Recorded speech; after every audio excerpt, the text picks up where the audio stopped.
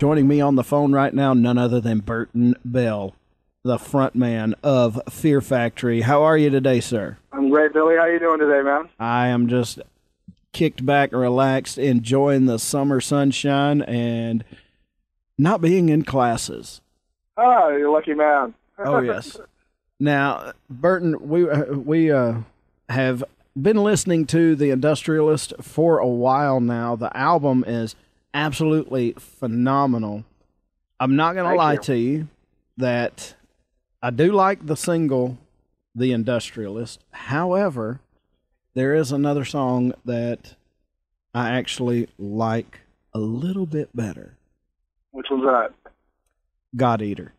Oh, man. Glad you said that. That's probably my particular favorite on the record. That one, right now, that's probably my particular favorite. That one just, stands out. It's epic in a whole new way. It is. And the thing that I love that you guys are doing is it's still industrial, but you've added so many new nuances and everything. And major props. I haven't gotten a physical copy of this, so I don't know who your producer was. Your producer did an absolutely phenomenal job on this album. Well, our co-producer is Reese Fulber, and as maybe industrial fans know, Reese Fulber is part of the Frontline Assembly group, and he's been pretty much part of Fear. He's been a silent member of Fear Factory since Frontline Assembly did Fear is the Mind Killer for Fear Factory back in 1992.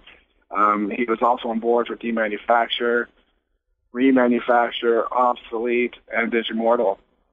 And we've been working with him ever since then. So Reese Fulber, more than anybody else, understands the band completely, inside and out. Not only is he a great producer and a great keyboardist, and a wizard on the keyboards and all the technological manipulations he does with his instruments, but he's also a great friend, and he understands how to communicate with me. He understands how to communicate with Dino. We have a rapport of 20 years. So when we went into the studio, it was just me, Dino, and Reese, and it was just perfect. Well, and when you've worked with someone for that long, it's almost like he can read your mind and he knows the direction that you want a song to go sound-wise. Absolutely. And, we can read his mind too. We know exactly what he's doing, and we are able to trust his instinct of what he wants to do. Now, you guys are finishing up the festival today over in California, sir. Last day of it, and heading overseas. If you would, now you guys have bounced back and forth across the ocean and everything.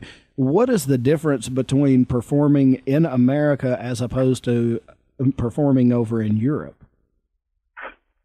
Well, when it comes to the festivals over there are just unbelievable. Any festival over here in the United States pales in comparison to what you're going to experience over there. And not just metal festivals. For instance, we're playing a festival called Grass Pop. That has everybody, all types of music. And that's the cool thing about it, that these fans, music fans over there, will go to a festival, enjoy everything, and just camp there for 3 days and see every band they can, get their money's worth, and enjoy every bit of it. And it's fantastic. But when it comes to normal shows, from my experience,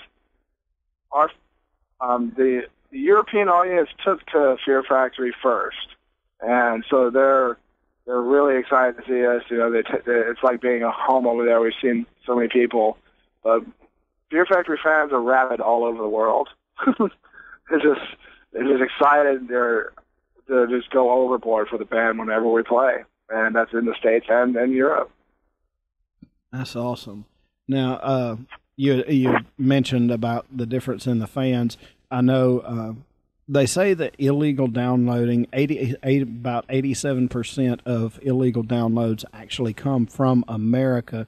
Do you find that the European audience actually are more prone to buying the physical CDs rather than downloading, whether it be legally or illegally? Yeah, I do. It's you know, you said 87% of illegal downloading happens here, and let me get further with that. It's usually young white males between the ages of 17 and 25 that are doing it, and those are usually the young white males who are in college, and they feel entitled that they should get everything for free. In Europe, they support their artists. They support their favorite artists by doing it the proper way, by buying the records, going to the shows, and supporting them in that capacity. When people legally download, they don't understand. Yes, you're hurting the label, but you're hurting the band too. How are you supporting your favorite artist by hurting them? Because you're taking from the company, but you're also, this is how bands survive. You're actually taking literally meals from their mouths every time you download one of their music. And if you don't understand that, come live with me and come see, check out my, reports of sound scans and everything like that, and see how it affects me over the whole aspect. The more people download, that means less record sales. Less record sales means less demand for us on tour. Less demand for us on tour means no money. That means, how can I survive and support my family? Exactly. There's a reason rock stars are skinny. Yeah, they're working hard and starving for a reason. That's exactly right. Now, you sound like you're a little bit under the weather there. Just a little bit bus lung. Oh, nothing to worry about. Nothing worse than bus lung. Yeah, I got sick a couple weeks ago, and I had to. Actually, it was on a day off, and just laid in bed and broke a fever. And after that, I just kind of battling it. But there's something on this bus that everyone seems to be allergic to, and it's just, we're all affected by it. So I can't wait to get off this bus. There you go. Last day, so. Yeah, last day. Get some relief. Now, you've worked with artists like Ministry, our good friend, Mr. Wayne Static of Static X, of course, and several others. How is it to work with some of these guys? For me, it's a lot of fun. I consider these people brothers. We've been seeing each other for years, and from Frontline Assembly to Static X to Ministry to Killing Joke, to Combi Christ. I've worked with a lot of different people, and especially in the industrial elements. And there's a lot of mutual respect. And it's, whenever we get together, it's always a good time. And we talk music, and, catch up on what we're doing. And if there's always an opportunity to contribute to each other's albums, we're all about it. It's a lot of fun. That is awesome, brother. And, you got to admit, that Joe Letts, he's a crazy son of a bitch, ain't he? Who is? Joe Letts. Yeah, dude. They're all crazy. And then, Al Jurgensen's pretty much the king. He is a true pirate. And I respect the man completely and implicitly. Well, I'll tell you, brother, you guys have really stepped it off with the Industrialist. I mean, the albums you guys have had in the past, between the Transgression, Mechanized, Archetype, I mean, they've all been great and everything, but there's something about this album that has just, I don't know, it's like I don't want to say it's better than anything you guys have ever done, but number one, it is different. And I love that fact, because I don't like a band that gets stale and just rests on, hey, we did used this chord progression on the last album, we can do it again, blah, blah, blah, and all this. You guys are constantly coming up with new ways of putting music together, and I applaud you for that. Well, thank you. It's just, one of the things about this record is that before we went into the studio, I was talking with Dino and Reese, and I told him, hey, man, I wanted to reintroduce the industrial element back into Fear Factory. The industrial element that was there, Soul of the Machine, Fears of Mind Killer, remanufacturing, obsolete. But ever since then, it kind of got neglected, and really wanted to introduce it because it was one of my favorite aspects about the band. And so everyone, Dino and Reeves were like, yes, that we can do that. But what we did, we introduced it, we brought it in, and we created a hybrid, not of the industrial and the metal together. And to me, it just kind of enhanced the sound and moved the band forward. And I think that's what people are really going to notice. I mean, there's no mistake, this is a Fear Factory record, but there's something more about it. It's like there's a focus, and there's this true nature that really shines through. Oh, it shines through like I don't want to sound cliche, but it does shine through like a bright, shiny star.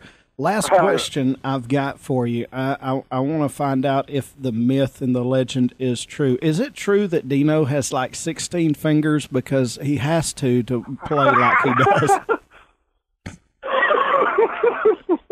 No, he's only got 5 fingers. Total, no. No, he's normal. That is a myth. It just seems that he's able to riff that quickly. So I'll tell you, it's amazing the way he plays. And you guys are just absolutely amazing. Be safe traveling across the ocean. Look forward to you coming back. Now, you guys come back about early July, right? Yeah, we'll be back in July on the Shockwave tour with Voivod as our direct support. Nice. I'm going to have to check and see if you guys are coming down south. We need to get y'all down south. And I know. I think we've only played Mobile before, and at that Schloss Furnace over here in Birmingham. Yeah, Birmingham, that's what it is. Yep. That place was cool. Oh, yeah. Hey, that thing is haunted now. I know. I traversed through the dark hallways and the underground there, and I felt some things, felt some presences. I'm a little bit of attuned to that kind of stuff. Oh, nice. Well, I'll tell you what, next time you guys come down, we'll go over to Schloss Furnace, and I know the folks over there. We'll get you into the sections that there is actually no admittance into. That sounds like I would love to do that, but Billy, please, let's make that happen. Let's do it. All right, Burton, y'all be careful, brother, and I do appreciate your time. My pleasure, and I appreciate your time. And be watchful of a new video coming out for a new Messiah. Ooh. It's going to be first. We've never done a video like this because it's the first time there is no band performance, no band member in it. It's going to be based upon that part of the story that's in the Industrialist, and it's going to be like a short film. Nice. And see, now I love that. That right there is amazing. Now, I'm sure you guys are going to update via Twitter, Facebook, and all social media when this gets released, correct? Absolutely, brother. Absolutely. All right. Very easy to find, folks. Facebook.com/Fear Factory. I mean, these guys are all over the place. Be sure you follow them. Be sure you support them. Buy the album. Go to the shows. Buy a T-shirt. Buy a bandana, buy whatever the merch they've got at their tables. Support these guys because, they are feeding families, but they're also putting out great music. I appreciate that, Billy. Thank you so much. All right, brother. You have a good one now. All right, you too, brother. Take care.